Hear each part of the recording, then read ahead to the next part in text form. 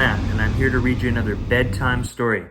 And tonight's bedtime story is Madeline at the White House by John Bemelmans Marciano. And if you missed it the last time, that is the grandson of the original author of Madeline, Ludwig Bemelmans.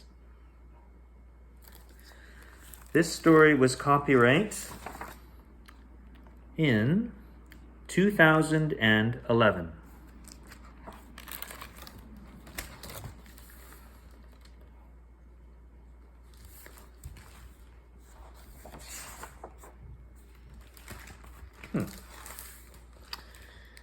In an old white house in Washington, D.C.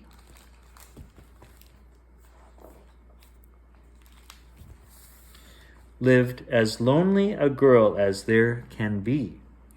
Her name was Miss Penelope Randall, but everyone always called her Candle, on account of a wildly stubborn curl that's like a flame would dance and twirl. She needed an appointment to see her father, but he always canceled, so why the bother? Why the bother?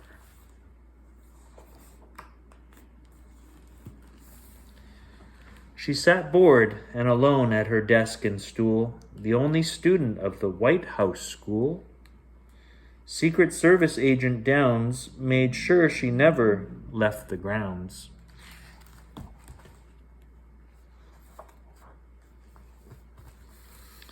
But life took a turn for the better when from her mother came a letter, and it read,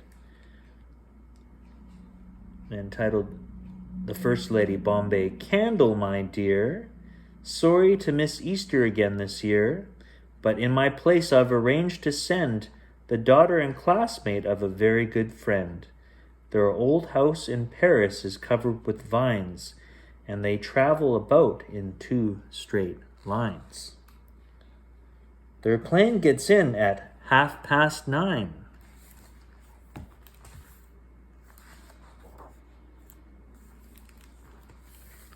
The smallest one is Madeline. 11 girls were very shy, but Madeline looked her straight in the eye and said to Candle, "How do you do? It's very nice to be meeting you."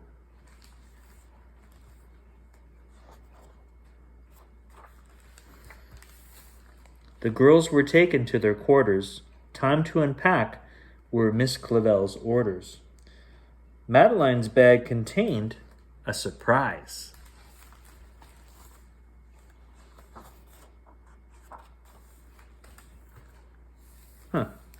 A rabbit, or rather a friend in disguise, Madeline's magician had stowed away to join them for the holiday.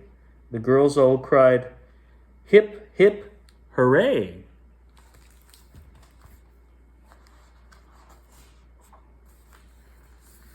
and went to Candle's room to play. The girls bid good night to their new friend. Candle was sad that it had to end. She went to bed without delay. She could hardly wait for the following day.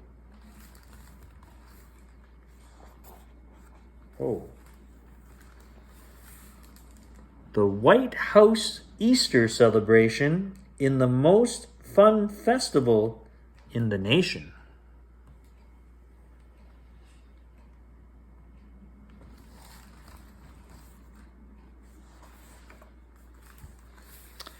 They hunted Easter eggs at noon, and then they rolled them with a spoon.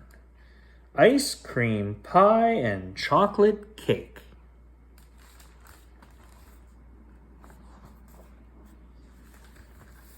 Can lead to quite a tummy ache. Madeline asked, "Would it be all right if I stayed in Candle's room tonight?" Miss Clavel weakly nodded yes. Her stomach, too, was in distress.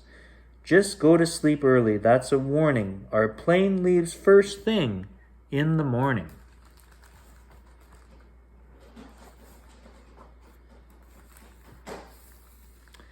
They played dress-up, cards, and had a lark, and told scary stories in the dark.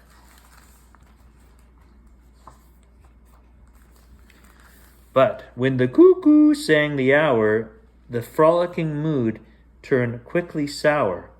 The night, where could have gone, all too soon would come to dawn. Madeline would soon be leaving, oh how Candle started grieving. The poor girl cried, boo-hoo, why can't I fly away too? Outside my window the world looks pretty, but I've never even seen the city.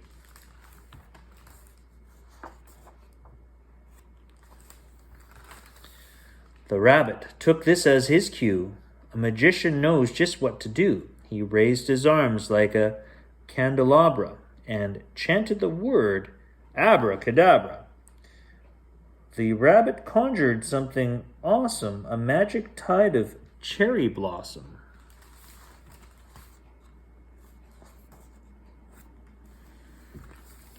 Had two girls ever flown so high up into the starry sky?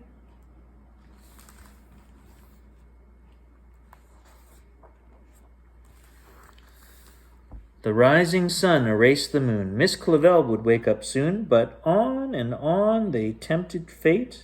They were almost home.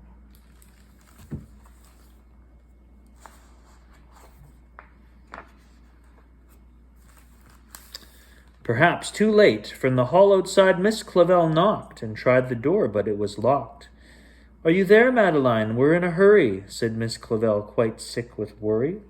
Agent Downs, a good bit bolder, broke the door open with his shoulder.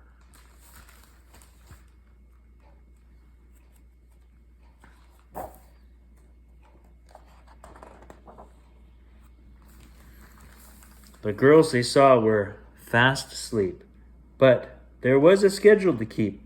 Miss Clavel said, "Madeline, make haste. We haven't any time to waste."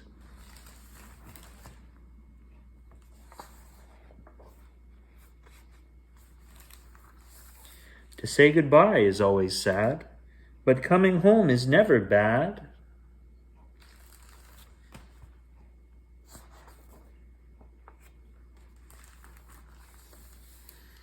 Miss Clavel came in that night and checked the girls by candlelight. To all the beds she walked around to see the girls were safe and sound. Then with a smile, she closed the door. That's all there is. There isn't any more. Yeah.